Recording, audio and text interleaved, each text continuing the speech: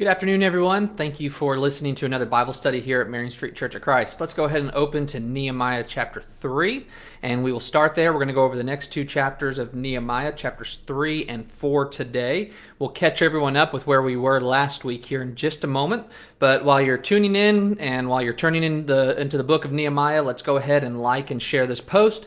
Comment, let us know you are with us this afternoon, and that lets people find this easier throughout the week as they look for ways to study with us. We have several people from all over the country who study with us every week. We want to thank you for tuning in. We want to thank, again, all of our members as well who watch every week with us.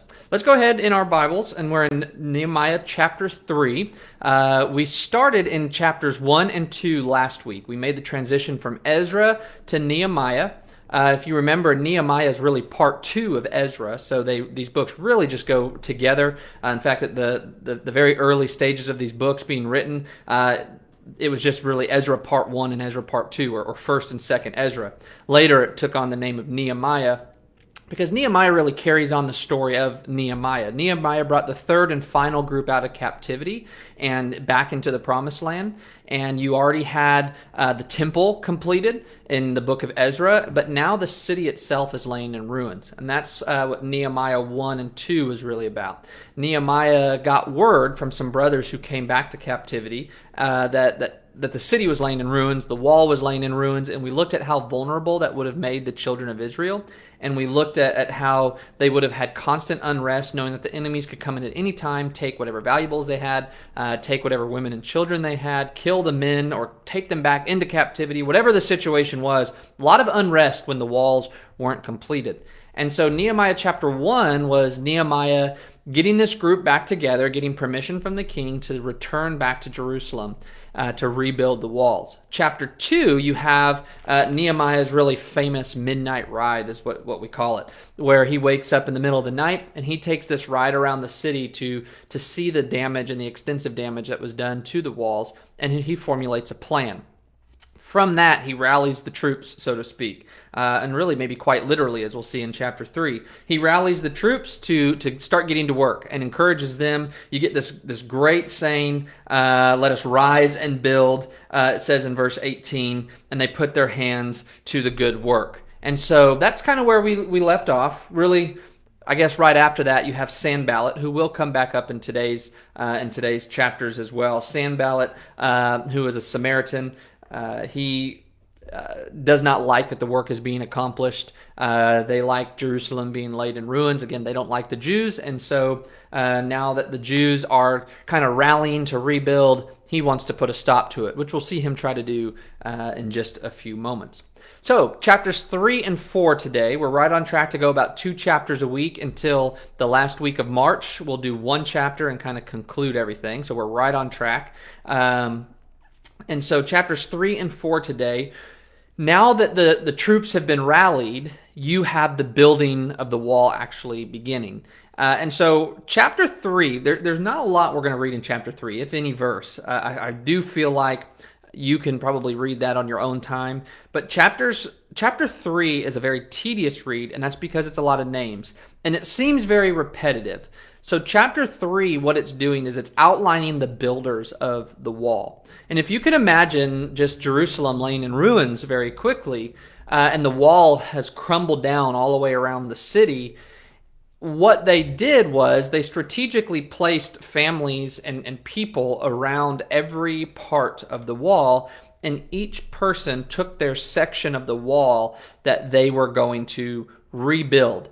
And so what you see here is you have, it really kind of seems like a circular nature of all the people who are now rebuilding the wall. And next to them it says, and so you see in the first couple verses, it says, Eliashib, the high priest, arose with his brothers, the priest, and built the sheep gate. They consecrated it and hung its doors. They consecrated the wall to the Tower of the 100 and the Tower of Hananel.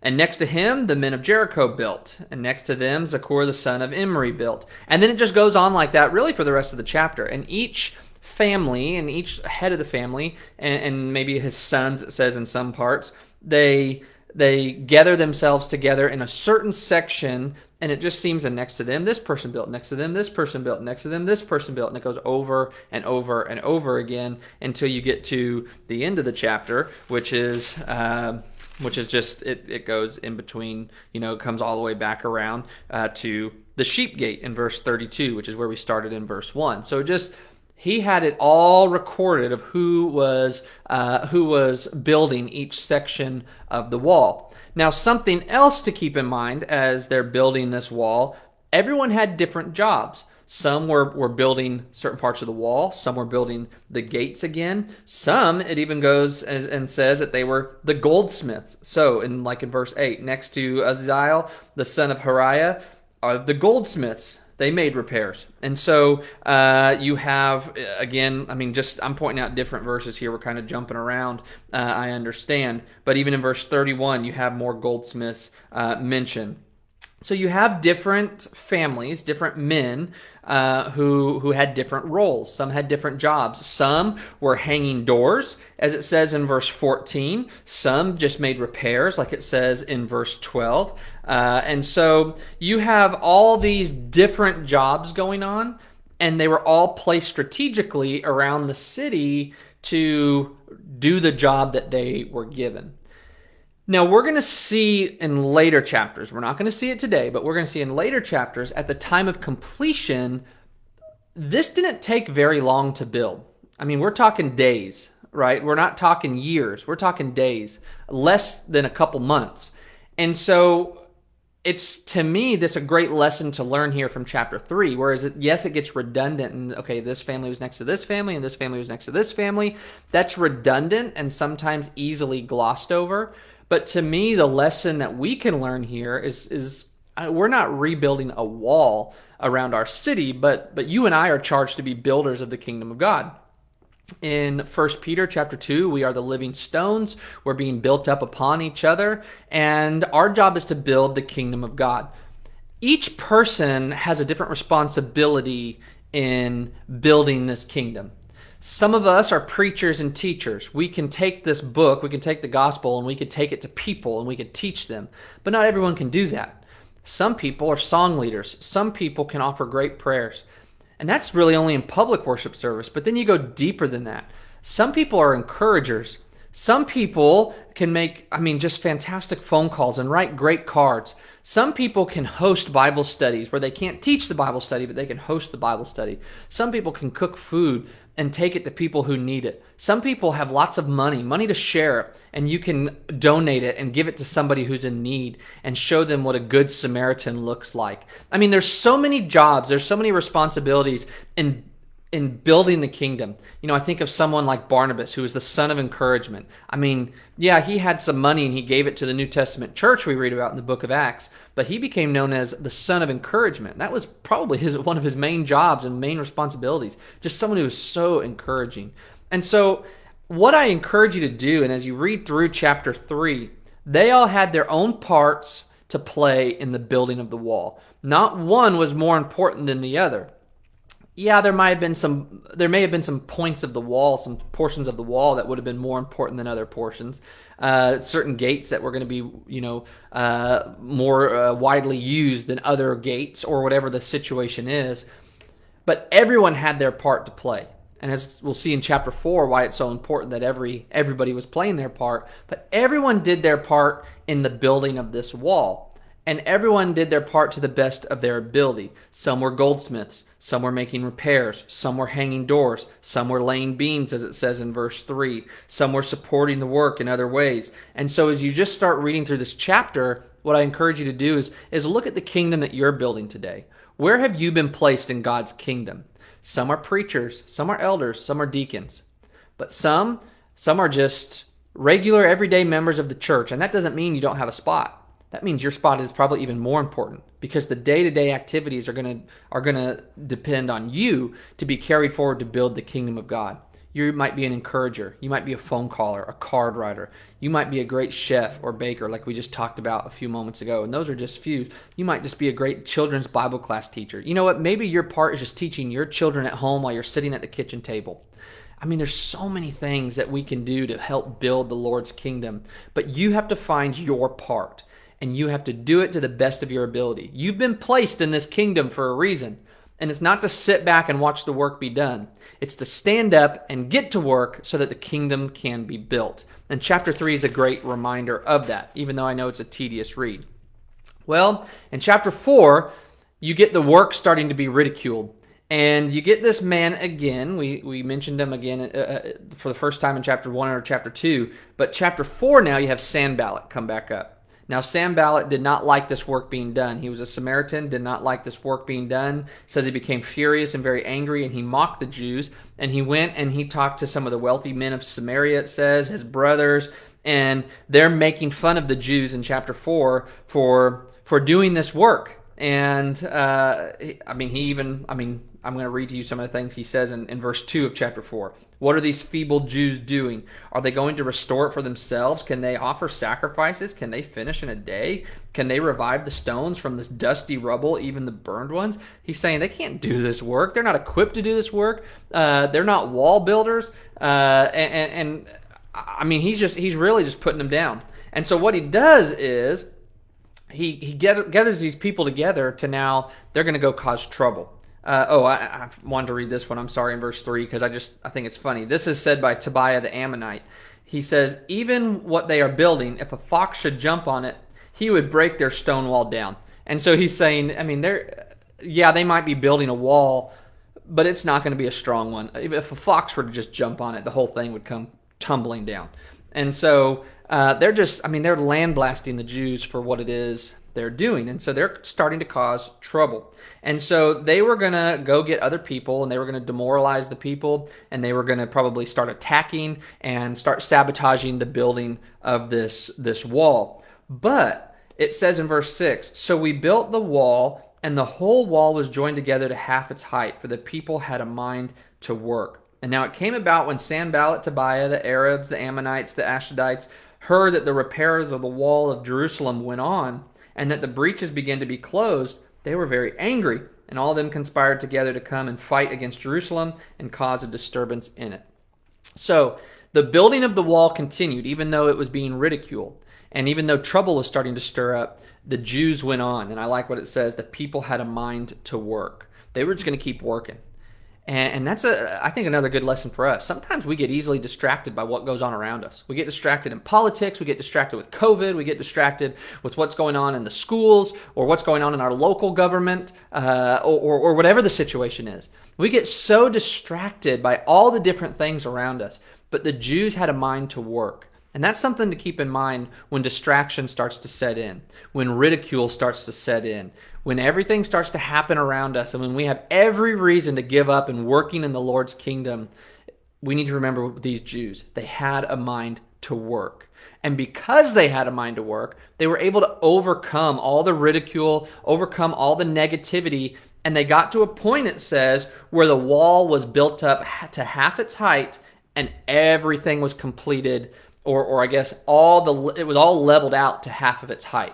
So all the areas where it just lay in rubble. Remember when Nehemiah took his night ride, some of the portions of the wall were still kind of put together. Some were completely rubble, and some were just completely laying there in rock and big chunks taken out. Well, they got everything caught up, and the whole wall all the way around the city was now to half its height. So anywhere where someone could just walk in, that's what, where the breaches were, it says, like in verse 7.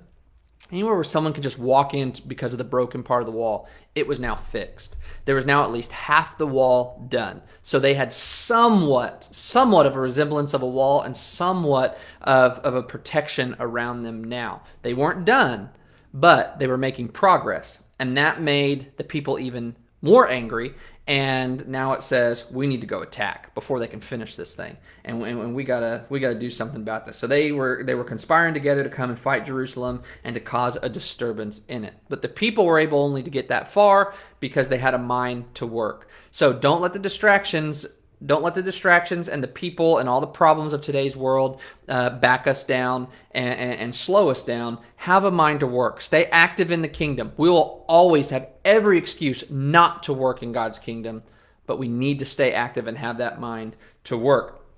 So what happens? It says they prayed to their God. When in doubt, pray to God. And so in verse 9, it says, we prayed to our God, and because of them, we set up a guard against them day and night. So here's what happened. Long story short, as you read through chapter 4, is that they had to continue to build. They knew that they needed to continue to build, but there was going to be some problems if people were going to start attacking and causing a disturbance. So what Nehemiah did was he split the crew in half. And as half the people continued to build the wall, the other half would stand guard.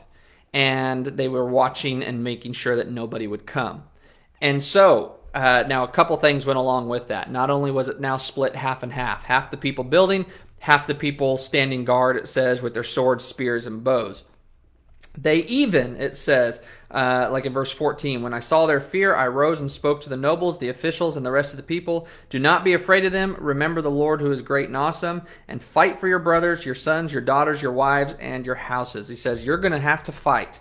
We're going to keep building, but we're going to have to also fight. And that's exactly, well, thankfully they didn't have to fight, but that's exactly what they were ready to do. And so, again, they split up into groups. Half of them had their spears, their shields, their bows, and their breastplates. It says in verse 16, while the other half continued to work and rebuild, and they carried on the workload. Now, it does say that because they were afraid and because there was imminent danger approaching and they didn't know when it was going to happen, they wouldn't even go get water without the weapons. Even the ones who were continuing to build were carrying their weapons with them. And Nehemiah even said, he says, now listen, because we're now so spread out, because we had to take half of our workers and they're on watch, he says, there's holes in our defense because we're kind of divided right now. So he says, wherever you are at the wall, if you hear our trumpet blow, you come rally and you fight, and God will fight for us.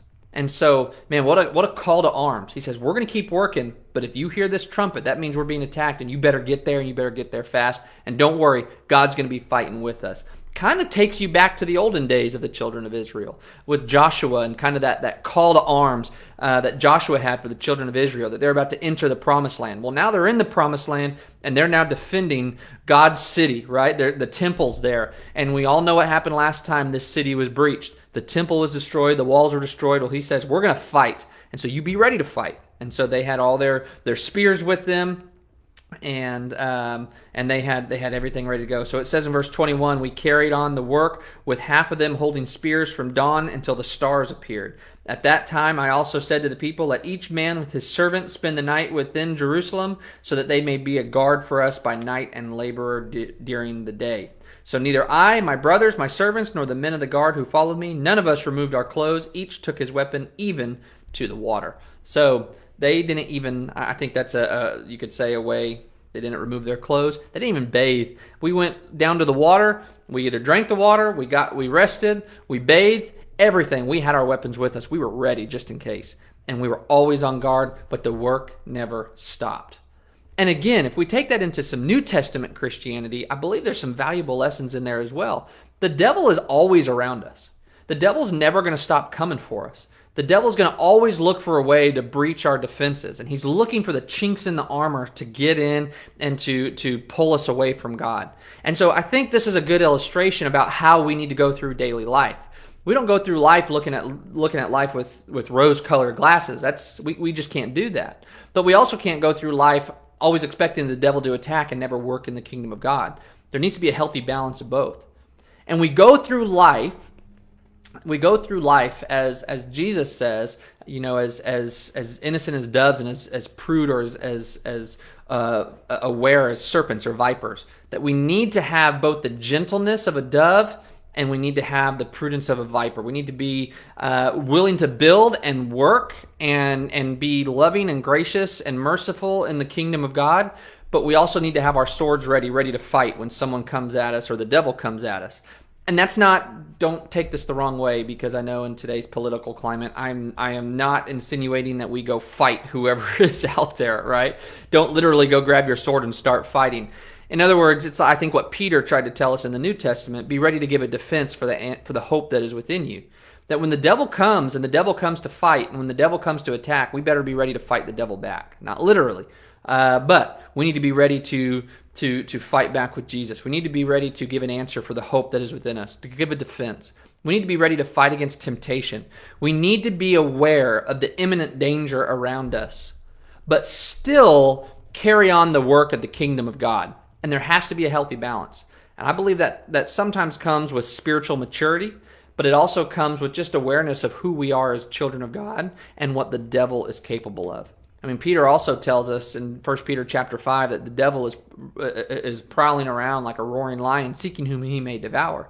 He's very real. It's like we're within the city of Jerusalem, and I just picture the devil walking around the city, and he's just looking for a chance to attack. He's looking for the crumbling spot in the wall so that he can pounce and jump right through. Well, we need to be ready to fight him. We need to be ready to stand against the wiles of the devil, it says in Ephesians chapter 6. We need to be on guard, all while continuing to build ourselves up as spiritual giants, all while continuing to build the kingdom of God, to spread the gospel, and to do the work that we've been given to do. So I hope that helps you this week. Those two chapters, again, one chapter is a little repetitive. One gives a little more insight to the story of what's going on around the city. But there's so many good lessons. And sometimes, as I hope you've seen already through Ezra and Nehemiah, sometimes we look at these books and we write them off as just Old Testament stories. But there's a lot of New Testament implications, especially for the New Testament church. And so I hope that I can continue to bring those out. You've seen a couple of them already. Hope I can continue to bring those out for you over the next couple of weeks as we finish the story of Nehemiah. So we'll look at Nehemiah chapters 5 and 6 next week. And of course, feel free to reread what we've already gone over, draw your own principles, ask your questions in the comments. I'm watching with you, so we'll answer whatever questions you have. But until next week, I hope everyone stays safe. We should be in for a little warmer weather. I don't know where you are in the country, but in Alabama this last week, we were iced in, snowed in. So it was just one of those weeks where we're not really equipped for that kind of weather here in North Alabama. But we got through it, and we're looking forward to a little bit warmer temperatures here throughout the next week here in North Alabama. So chapters 5 and 6 next week. Don't forget to tune in Wednesday night, where we will have another Bible class. I know you're getting some good information from our upstairs Bible class while I'm teaching downstairs, but picking up the pieces